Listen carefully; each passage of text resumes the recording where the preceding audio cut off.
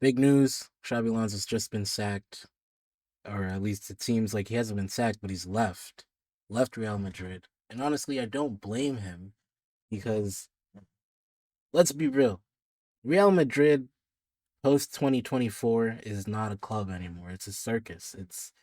It's superstars and egos and drama and just it's not about the football anymore because obviously they suck at football right now.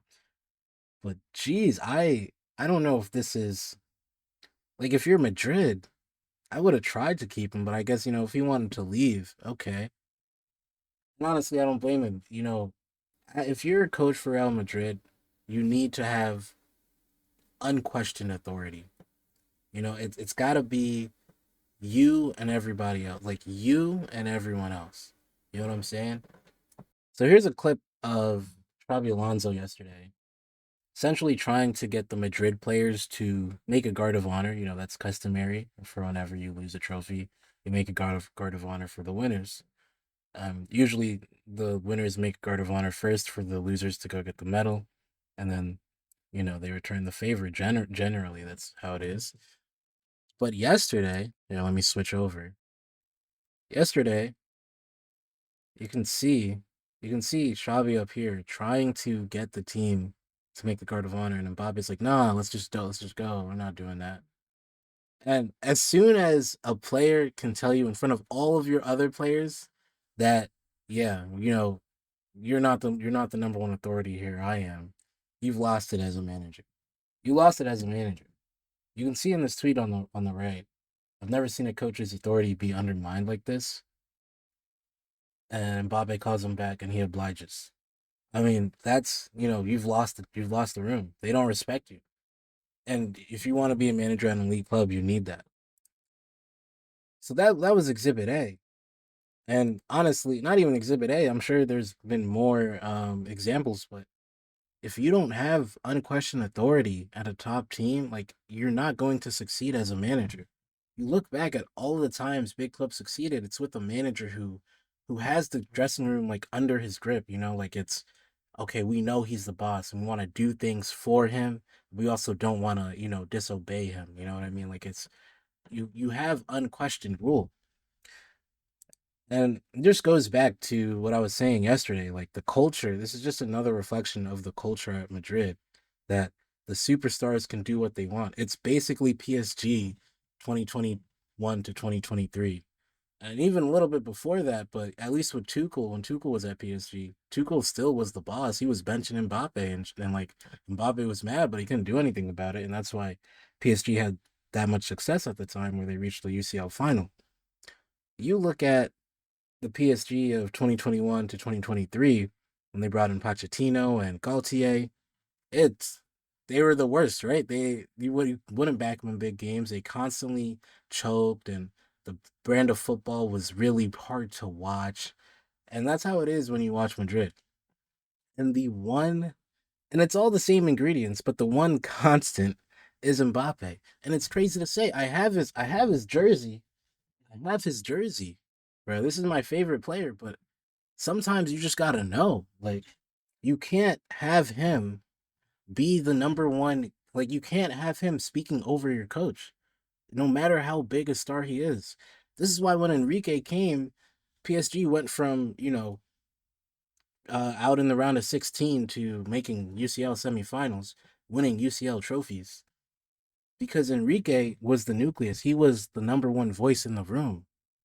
With Madrid, and where they're at now, since Mbappe's come, Mbappe's like become the number one voice in the room. That should never happen. Enrique was benching Messi at Barcelona. You feel me? Like you need a coach like that. Like when you're at these huge clubs with a bunch of superstars, you need a coach to lay down the law. That's the only way it's gonna work. It's tough to always call him the problem because he's scoring so many goals. But at the end of the day, like I said, teams win you trophies. And you know how you build good teams? You obviously get good profiles, but you also have a great culture that they can buy into and work for each other. And when they brought in Mbappe, that culture got destroyed. Simple as that. That's why Xabi left. He had so much respect for himself because you're at Real Madrid. Nobody's gonna willingly walk away from that. You feel me? You're gonna get he's probably turning down mad bread for that. He's turning down the fame and all this stuff. But at the end of the day, you can't do your job as a manager if you have superstars who have authority over you, who don't respond to your ideas and the culture you're trying to set, and who constantly just break up everything you're working towards. There's no point. Good on Xabi for leaving, honestly. And maybe it'll look like a stain on his resume, but I don't blame him. When you're at a mess like that, you're never put in a position to succeed. They bring you Franco Mastantuono and Dean Hoyson instead of actual star recruits. You're supposed to be the number one club in the world. They're like, nah, we're not bringing you any transfers. Work with what you have. You know what I'm saying? That's not how coaches succeed. And sometimes, yeah, you got to roll with the punches. But I don't think Madrid and Florentino Perez ever gave Xabi Alonso the full reign and the full, just the full freedom for him to implement his ideas and to actually take hold of this team and make it his. And if you want to win nowadays, that's what you got to do. Now they're saying Arbeloa is going to take over. I don't think that's going to go as well either. Honestly, you might as well give Barca the league right now. Give Barca the league. Give Barca the rest of the trophies because this is going to be a mess. This is going to be such a mess. If you won't respect Xabi Alonso, why do you think they'll respect? You know what I'm saying? Who is Arbeloa compared to Xabi Alonso? I don't think he's even had an actual gig, as far as I know. Why not go out and get a coach at that point? Are you a serious institution? Bro, the next Clasico is going to be 7-0 Barca. It's going to be an absolute murder. I don't know, man. And then don't even talk to me about UCL. I wouldn't trust these lot to go up against like a Dortmund right now, like a Newcastle, like those tier B clubs, like that are just decent. Like I wouldn't trust them to do that either. I don't know. I think the future is looking pretty grim. You know, I don't even think Arbeloa is gonna stay there long term. I don't know who you bring in. I know Maresca just left Chelsea. Arne Slot's kind of on the hot seat right now. I'm thinking like Zidane's not coming back. You feel me? Like that's done. That's done and dusted. I don't know who you bring in really. Maybe you bring in Deschamps. I don't know if Deschamps wants to go back into a club role, but he's one of the few coaches that have succeeded with Mbappe and have who who would have a higher voice in the locker room. But I don't know, man. It's looking grim. It's looking really grim for Madrid. If you're a Madridista, my heart's with you because this is incredible. This is incredible. Your season just actually fell apart in January. Your season's over on January 12th.